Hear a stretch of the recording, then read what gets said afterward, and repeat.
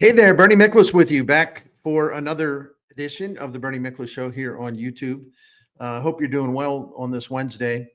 Got a lot of things on my mind as always. I kind of sit around at night, can't get to sleep. And I'm one of these people that always just thinks about stuff. And I talk to myself. When I say I talk to myself, I don't speak out loud, but I exchange thoughts inside my big fat head here. Uh, so one of the things I was thinking about last night, or maybe 2 nights ago, I was thinking about, well, there's really some people, some individuals on the Cardinals, whether it be, pitcher, hitter, whatever, prospects, that I kind of root for. And by the way, I can root for Cardinals. I can root for home teams. That doesn't make me a homer, because if anybody actually pays attention to my work all these years, I mean, I don't hesitate to say or write what needs to be said or written.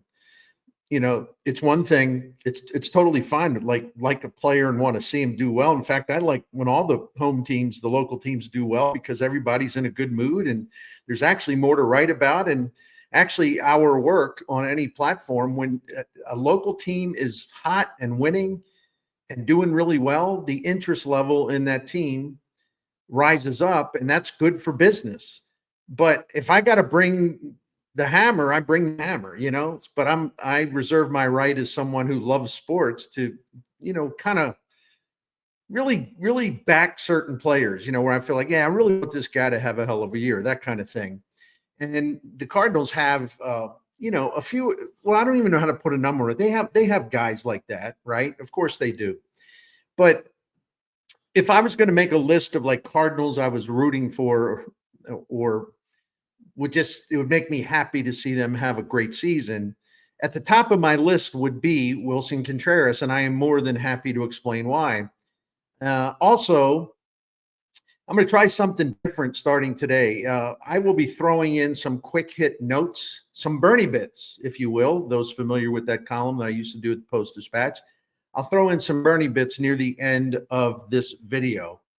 Perhaps do shorter videos at the top and then throw some other things in at the bottom, just to keep things mixed, right? So let's start with Contreras. As I said, the dude wanted to be a Cardinal. I'll never forget that. It wasn't like the Cardinals are the only team that wanted him in the offseason before 2023. I mean, the Houston Astros were hot to try to sign him, but Contreras really wanted to be a Cardinal. He looked up to Yadier Molina. He understood the great baseball environment in St. Louis, and he really wanted to sign here. And first of all, it was a gutsy decision, because, it ain't easy being the catcher who succeeded the retired Yadier Molina. I mean, that is such an incredible standard set by Yadi. The next guy would, no matter how well he did or whatever, it wouldn't be enough for some people. And I get that, man. That's sports. That's sports. Heck, when I was a young dude, real young dude growing up, and I'm going to give you an obscure name here.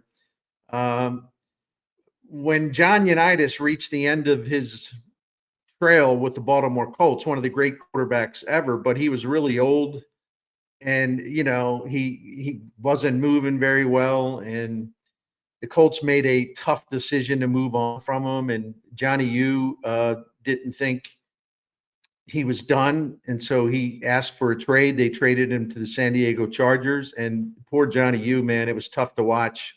You can probably find it on YouTube. It was tough to watch, and he only lasted a few games, and then Dan Fouts, a young quarterback named Dan Fouts, became the starting quarterback. And Johnny U actually helped Dan Fouts a lot that season, even though John Unitas wasn't playing after a certain amount of games. So why am I bringing this up? Well, it's funny because in my extended Polish family, proud Baltimore Polish people from in East Baltimore. I came from a huge colony, right? We were original season ticket holders for the Baltimore Colts. Like a bunch of my relatives, my uncles, my grandfather, my cousins, they teamed up and bought, I don't know how many, like 35, 40 season tickets. It was part of a season ticket drive to get the Colts to move here from Dallas way back when. I'm talking about 1953. So they sold enough tickets to do that, and we had about 3 rows of seats at the old Memorial Stadium from the time the Colts moved there until the time they left to go to Indianapolis. And so we all knew that John Unitas was done, right? He was just done. I mean, at some point, they're all done, right? But it didn't matter. As soon as some guy named Marty Domrays, look him up, Marty Domrays took over at quarterback for Johnny U. I mean, it sounds awful, but we just like hated the guy. He didn't do anything wrong, but he had to be the next guy following the legend, the icon, John Unitas, right? It's a thankless type of thing to do. Marty Domrez is just trying to establish himself as a quarterback. There was no reason to hate him. I don't think the young Bernie hated him. I think I was actually taken aback by how much some of my old uncles hated him because he wasn't Unitas. And so it was a pretty gutsy thing, if you ask me. Yeah, the money was good. The money was very, very good, but it was a good offer. But it was still a pretty gutsy thing for Contreras to say, yeah, I want to be the catcher in St. Louis that follows Yadier Molina. Whoa, okay. But props to him, man. He wanted to be a Cardinal. He turned down the Astros overtures after the 2022 season. And he still wants to be a Cardinal, even though he was treated horribly by his own sorry, no-account pitchers, as well as his manager, in literally his second month as a Cardinal back in 2023. Pardon my choice of words here, but because they're not gracious or graceful, but that initial Contreras episode, the way he was treated, literally they pulled the plug on him at catcher like on May 5th. It just revealed how dysfunctional and dumb this organization had become, right? Oh, wait, Contreras isn't Yadier Molina. He isn't the catcher that Yachty was. We don't like this. All the pitchers whining. And again, think of the stupidity here, because Oli Marmol and who recruited him along with John Mozeliak, and John Mozeliak signed off on this plan to like dump him, and move him from behind the plate because his baby whiner pitchers were complaining because they couldn't take responsibility for their own failures. So Marmol and Mozeliak rewarded the weakest Cardinals, the people that are, in terms of character, competitive character, and being a good teammate, they rewarded the weakest of the Cardinals by throwing this proud man off to the side. And again, think of the stupidity here. And it's one of the reasons why I really, really want Contreras to have a great career here in St. Louis.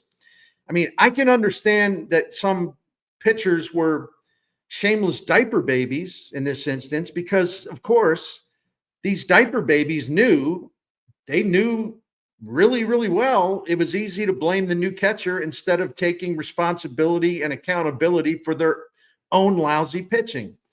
And it's funny, and I know I'm living in the past here, but I feel like I really want to make this point and make it strongly. All this talk about Contreras being a bad catcher, and believe me, I ain't saying he was a good catcher. But some of the problems were just overstated, because you kept hearing this stuff. The pitchers, like, they rather throw to Kisner. They'd rather throw to Kisner. Okay.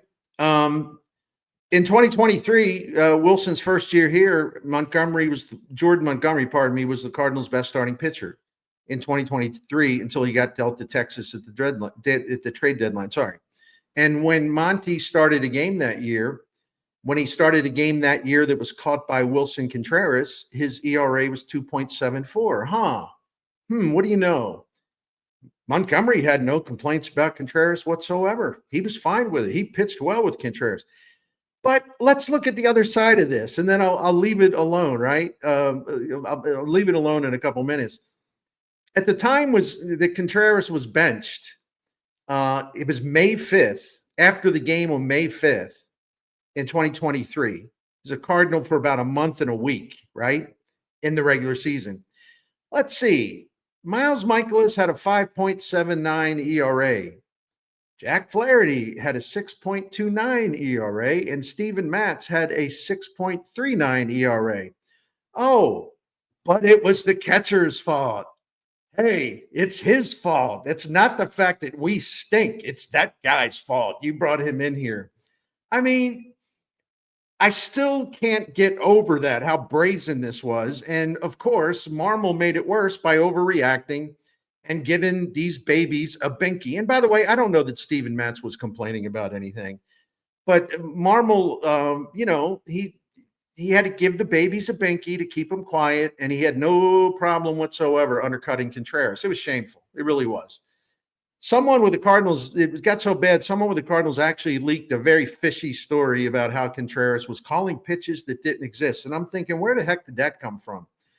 Because Flaherty got bombed out in some start early in the season. And that was classic Jack, because after the game, he's talking about, well, we're doing stuff like we're calling pitches that don't exist and all, and on and on and on. That was Jack covering his backside, flat out just covering his backside. And let's blame the new guy, because, hey, everyone loves Yachty. So if we blame the new guy, the fans will understand. See, this kind of backstab of Contreras would never happen in a well-run operation that has a winning culture.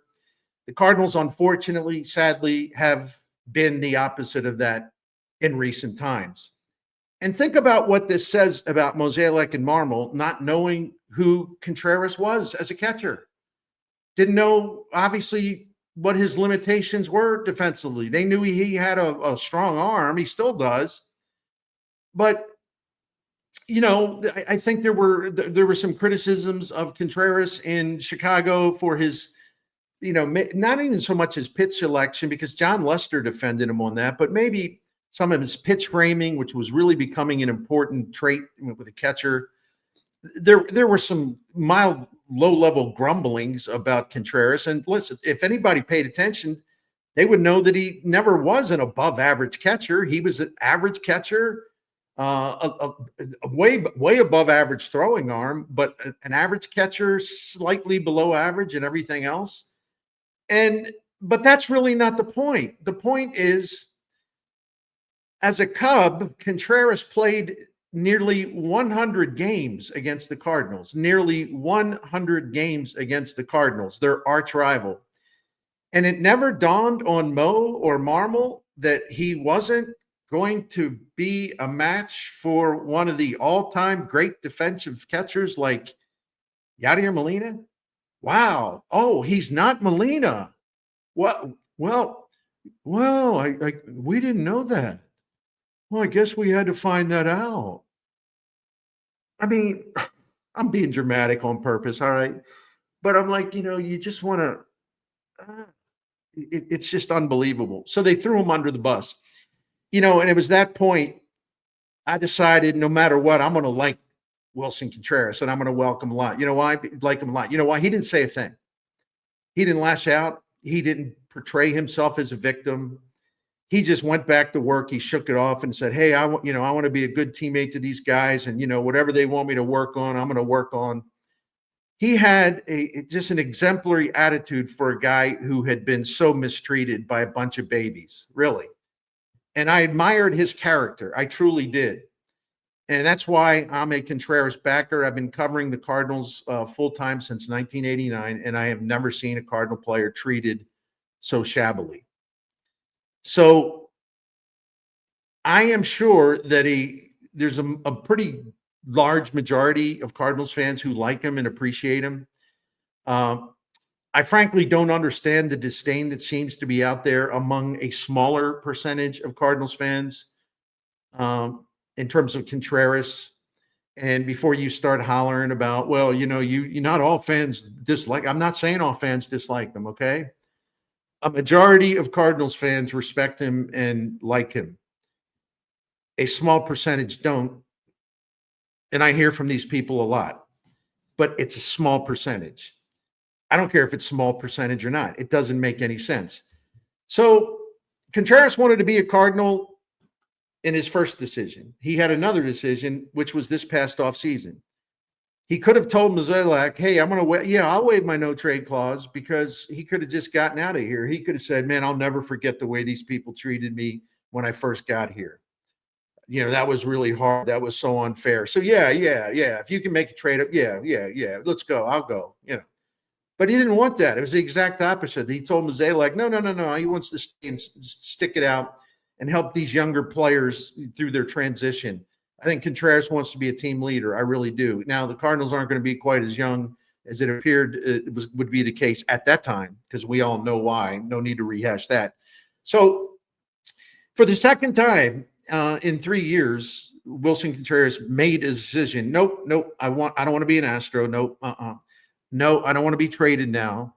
Nope. I want to be a Cardinal. I want to stick it out with you. I don't run away from tough times. Why would anyone not admire a man like this? I mean, seriously, what the heck is wrong with someone who would dislike this guy based on the way he has conducted himself? Oh, and he's a pretty damn good hitter, which we'll get into as well. Despite whatever the disgruntled may say, even if it's a small faction, the disgruntled can say whatever they want. I don't care. The Cardinals are very fortunate to have Contreras, especially now where they sort of need someone who could personify intensity, energy, enthusiasm, the love of the game. Someone who is, now that he's 33, would love to be more of an active leader because it's kind of his turn or it's his time. And then you have his offensive performance in his 2 seasons as a Cardinal among hitters that have at least 850 plate appearances, right-handed hitters, 850 plate appearance minimum over the last 2 seasons. He's been among the very best right-handed batters in the National League. Not an opinion, it is a fact. He's been 33% above league average offensively in the Fangraphs version of OPS Plus. He ranks 4th among right-handed hitters in the National League since the start of 2023. Again, 33% above average. He ranks 4th over the last 2 years among right-handed hitters. I'm sorry for I'm repeating myself. Among right-handed hitters with at least 850 plate appearances in the National League the last 2 years, he was also, Willson Contreras was 3rd in on-base percentage, 5th in OPS, 5th in walk rate, 10th in slugging. Among the Cardinals' right-handed hitters over the past 2 seasons, Contreras was a team leading 46% above league average against left-handed pitchers, and the Cardinals have been awful against left-handed pitchers. He was 46% above average against them. And okay, well, what about righty versus righty?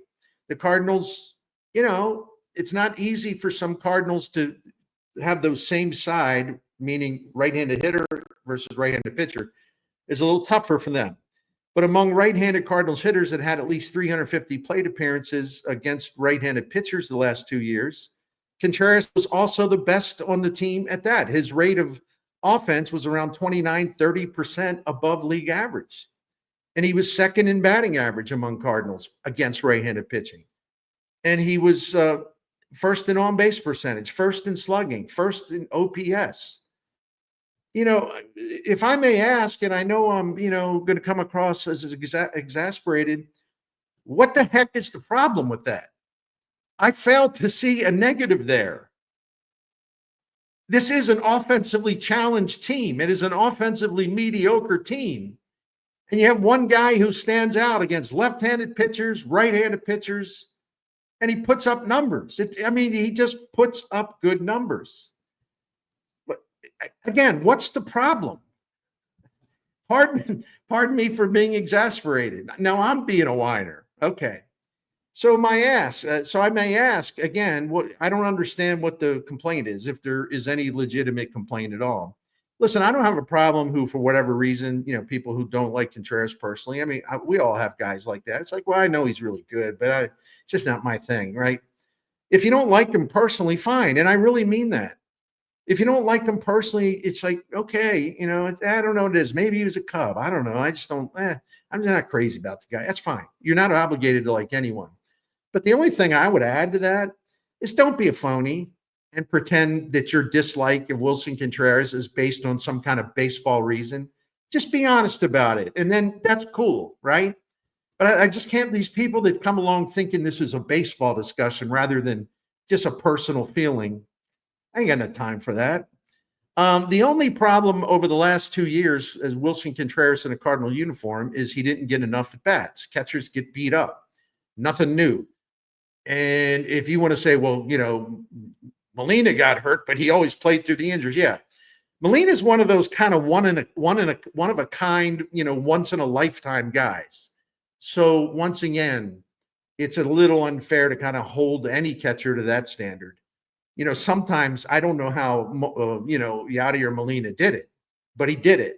But that doesn't mean that every single catcher that comes along has got to be as incredibly durable as Yadier Molina. He was, to use the vernacular, he was like a freak in that regard. He was a unicorn, right? But catchers who aren't Molina, they get more days off during the season. They're more vulnerable to injuries behind the plate. Last summer, Contreras also got struck on the hand by a pitch at Minnesota. In fact, it's Pablo Lopez who will open the season for the Twins at Busch Stadium on March 27th. But anyway, that getting struck on the hand by that pitch it knocked Contreras out for the remainder of the season.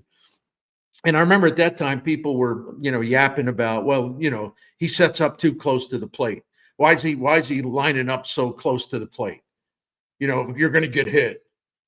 Basically saying he's stupid. I mean, that's the only way I could interpret it, right?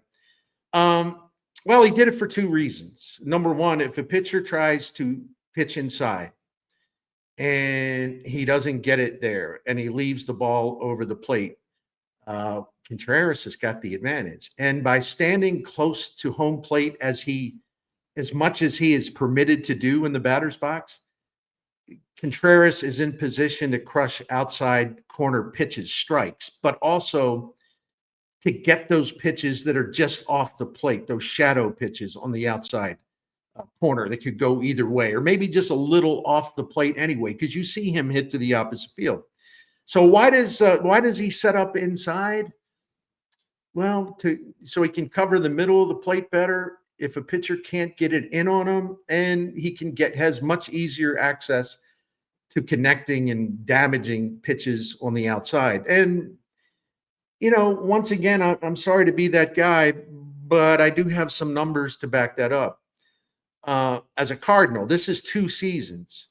Contreras has a .333 average and a .652 slugging percentage and a 53% hard hit rate on those pitches on the outside corner or just off the outside edge of the plate.